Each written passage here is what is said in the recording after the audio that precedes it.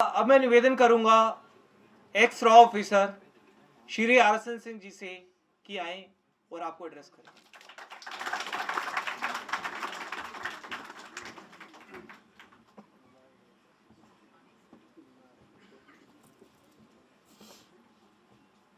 आप सबको मेरा नमस्कार।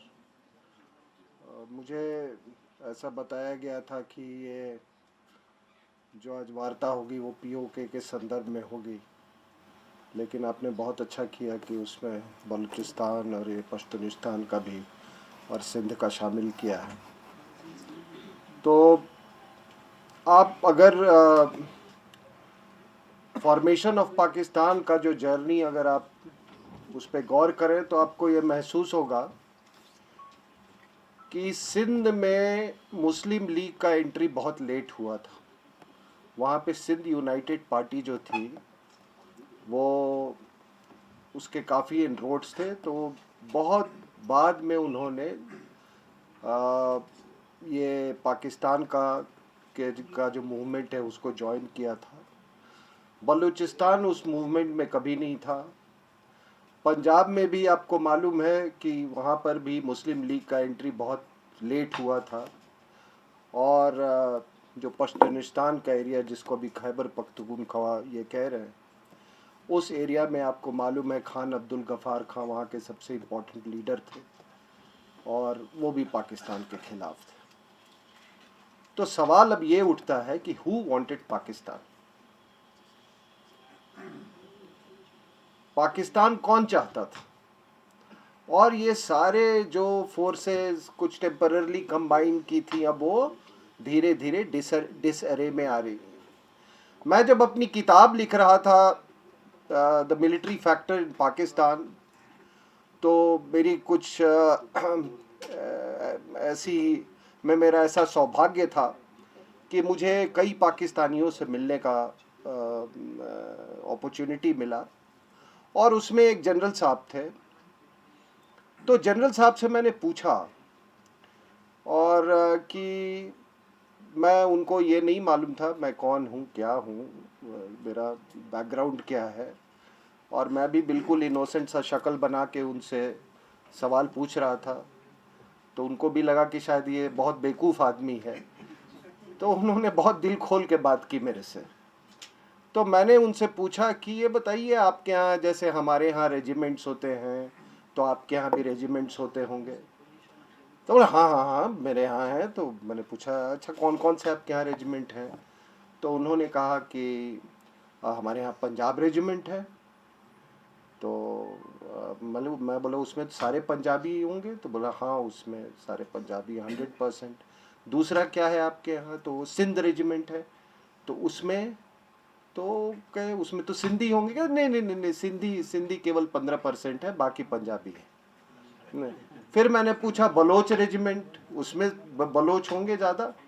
कहे नहीं उसमें भी ऐसी 10-15% बलोच है, बाकी पंजाबी है। तो कहने का ये है। तो मैंने उनसे पूछा कि ये बताइए कि ऐसा क्यों है, ये सिंधी क्यों नहीं है बलोच के? तो कहते देखो ऐसा है सिंह साहब, ये सिंधी जो है ये बड़े होमसिक लोग होते हैं and they are very poor fighters, ठीक है। और बलोच लोग को वो टेम्परामेंटली सूटेड नहीं है सोल्जरिंग के लिए।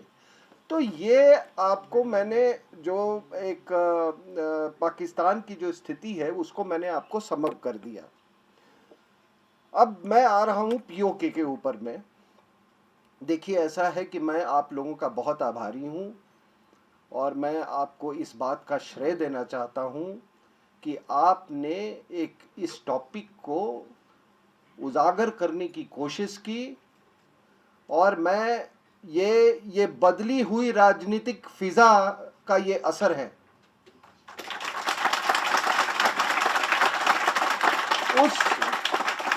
उस दौर वो दौर भी मुझे याद है जबकि ये तमाम इंटरलोक्यूटर्स यहाँ से जाते थे और पूरे कश्मीर मामले को इतना कंफ्यूज कर रखा था। मैं आपको बताऊं, एक बार मैं एक टेलीविज़न चैनल पे था, तो एक मार्क्सवादी संत हैं, आप सब जानते हैं उनको। तो मार्क्सवादी संत से मेरी कई बार तू मैं हो चुकी थी। तो उन मार्क्सवादी संत वो भी कश्मीर गए थे, जहाँ भी हिंदुस्तान का नुकसान करना होता है वो आपको गेरुआ वस्त्र में मिलेंगे वहाँ पे। तो मैंने उनको एक टीवी चैनल पे पूछा,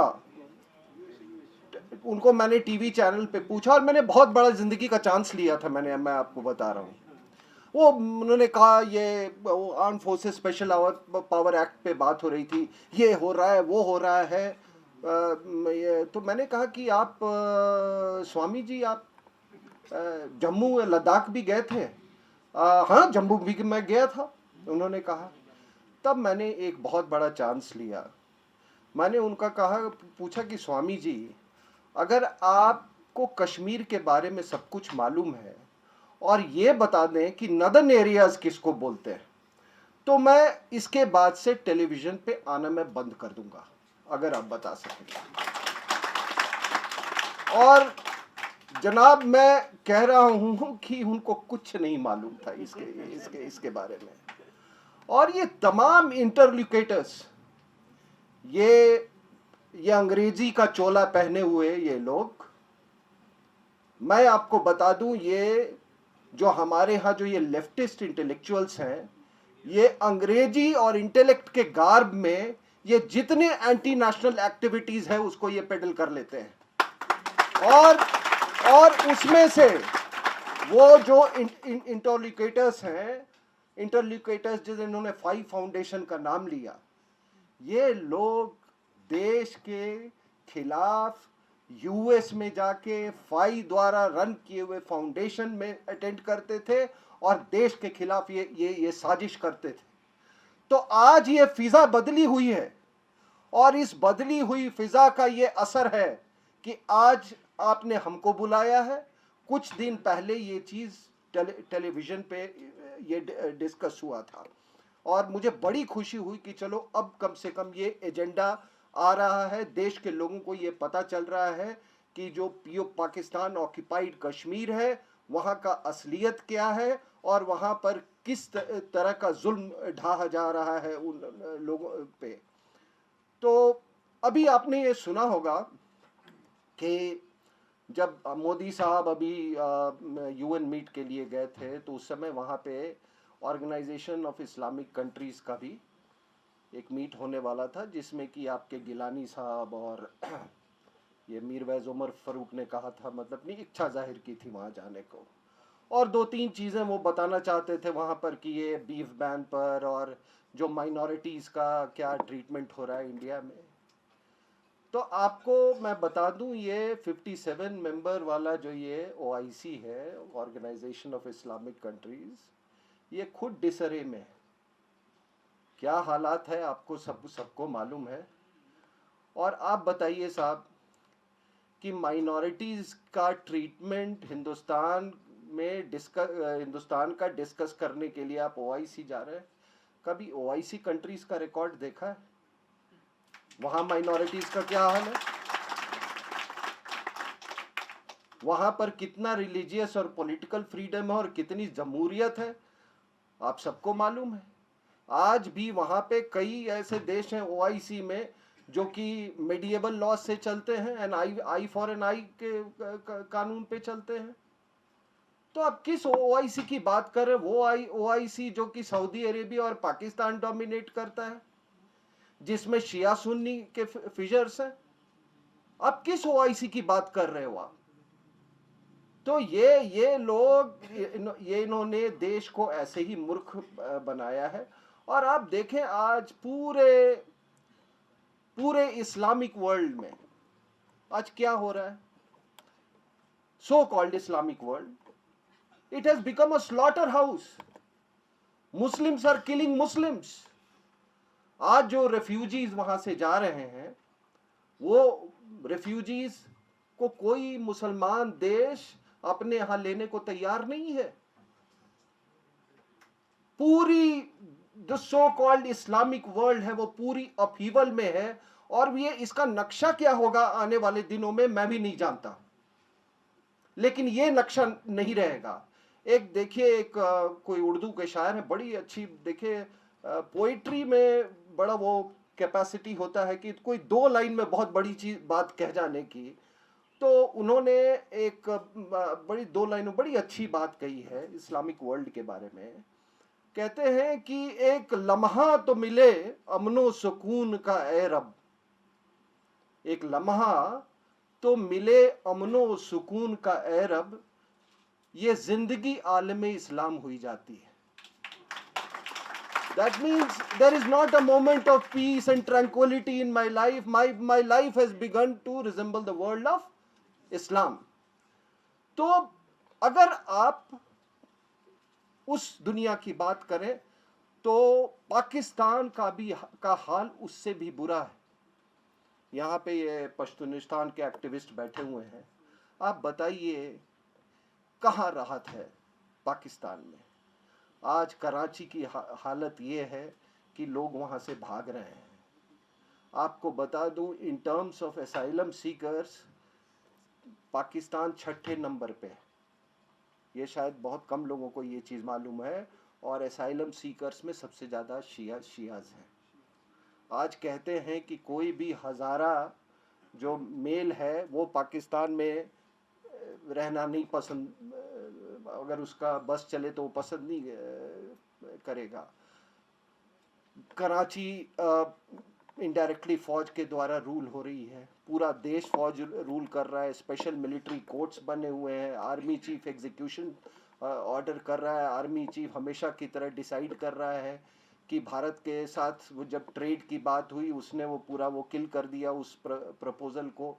वो कोर्ट्स चला के लोगों का एग्जीक्यूशन ऑर्डर कर रहा है। आपको फाटा में ज़रबे अज़्ब चल रहा है। तो आप बताइए कि ये पाकिस्तान की जब ये हालत है तो ये हमारे कश्मीर के नेता क्यों कश्मीर को पाकिस्तान की तरफ खींचना चाहते हैं? क्यों स्वर्ग से नर्क की तरफ उनको ले जाना चाहते हैं? इसको हिंदुस्तान को ये लॉजिक इनसे पूछना चाहिए सेपरेटिस्ट को कि आप एक अच्छे खासे लोगों को जो कि चैन और सुकून की जिंदगी जी रहे हैं उनको आप नर्क की तरफ खींच रहे हो। देखिए, जहां तक पीयू का सवाल है तो कुछ चीजें मैं आपको बड़े सिंप्लीफाई करके मैं बताता हूं, और शायद जब आप यहां से जाएंगे तो ये चीज आप भूलेंगे नहीं जो मैं आपको बता रहा हूं। देखिए, अगर आप पीओके का नक्शा देखें, और जब मैं पीओके की बात कर रहा हूं तो मैं गिलगित बाल्टिस्तान एरिया की भी बात कर रहा हूं। आप पीओके का अगर नक्शा देखें तो वो एक पतंग जैसा है, और वो पतंग की पूंछ जो है, पाकिस्तान उस पूंछ को केवल पीओके का दर्जा देती है। आप समझ रहे मेरी बात? बाकी जो पतंग का हिस्सा है, मेन पतंग, वो 74,000 स्क्वायर किलोमीटर है, 72,000 स्क्वायर किलोमीटर है। और जो वो पूंछ है पतंग की, वो 14,000 स्क्वायर किलोमीटर है, यानी कि 20% of the rest of the area. साहब, 80% एरिया चला गया, फिर भी हमको कोई फर्क नहीं पड़ा। उसमें से 5,000 स्क्वायर किलोमीटर चीनी ले गए, फिर भी हमको कोई फर्क नहीं पड़ा। और ये जो कश्मीरी नेता है, इन्होंने उस पर आंसू तक नहीं बहाए। और वो जो 20% का जो हिस्सा है, जिसको ये पीओके बोलते हैं और हम बोलते हैं वो आज़ाद कश्मीर जिसको कहते हैं, वो हिस्सा में आपको मीरपुर, कोटली, मुजफ्फराबाद, नीलम, ये कोई 10 डिस्ट्रिक्ट हैं। आपको मैं बता दूं कि उसमें गिने चुने कश्मीरी रह गए, कोई कश्मीरी बोलने वाला नहीं। तो ये हकीकत है आज़ाद कश्मीर की। और आप अगर देखें कि पीओके को ऐसे रिड्यूस कर दिया गया है, और हमारे यहाँ जेएनके को क्या किया गया है, क्या डिस्कोर्स है जेएनके में? ये भी 15,000 स्क्वायर किलोमीटर है जो कश्मीर वैली का एरिया है। इतने बड़े एरिया में, करीब 1 लाख स्क्वायर किलोमीटर के एरिया में, ये 15,000 किलोमीटर स्क्वायर किलोमीटर, और यहाँ 15,000 स्क्वायर किलोमीटर में रहने वाले लोग वो पूरा डिस्कोर्स डिटरमिन करते हैं, और वो एक बॉटमलेस पिट है। वो 15,000 स्क्वायर किलोमीटर जो है, जहाँ वो एक बॉटमलेस पिट है, जहाँ की नेशन का एफर्ट्स, नेशन का गुडविल, वो एक बॉटमलेस पिट में जाता रहा है, जिसका कोई अकाउंटेबिलिटी नहीं है। तो आज मुझे इस बात का बहुत फक्र है कि आप लोगों ने एक ऐसे लेक्चर सीरीज का ऑर्गेनाइजेशन करके आज ये हम लोग को मौका दिया कि ये सारी बातें आपको बताई जाएं। अब दोनों हिस्सों का पॉलिटिकल फ्रीडम आप देख लीजिए। आपको मालूम है कि जो पीओके का जो आज़ाद कश्मीर का जो वो एरिया बोलते हैं, वहाँ पे इंटरिम कॉन्स्टिट्यूशन 74 की इंटरिम कॉन्स्टिट्यूशन पे वो के तहत चलाई जाती है। कहने को वहाँ प्रेसिडेंट है, प्राइम मिनिस्टर है, लेकिन वास्तविकता में जो कश्मीर काउंसिल है, जो 13 मेंबर कश्मीर काउंसिल है, वो पूरा का पूरा चीज उस पर उसका दबदबा है। और कश्मीर काउंसिल का आप कंपोजिशन देखेंगे तो उसमें इनहेरेंट मेजॉरिटी है, जो पाकिस्तान का मेजॉरिटी है। आप उसी तरीके से अगर वो गिल्डेड बल्टिस्तान का एरिया में, वो पहले डायरेक्टली इस्लामाबाद से ये होता था। 2009 में इनको कोई लिमिटेड इनको डेमोक्रेटिक पावर्स मिले, और जब 2009 का इलेक्शन हुआ तो मैं आपको बता दूं कि जो डाइमर डिस्ट्रिक्ट है, वहाँ पे जो सुन्नी मेजॉरिटी डिस्ट्रिक्ट है, वहाँ पे औरतों को वोट नहीं देने दिया गया। तो ये पॉलिटिकल हालात हैं वहाँ पर।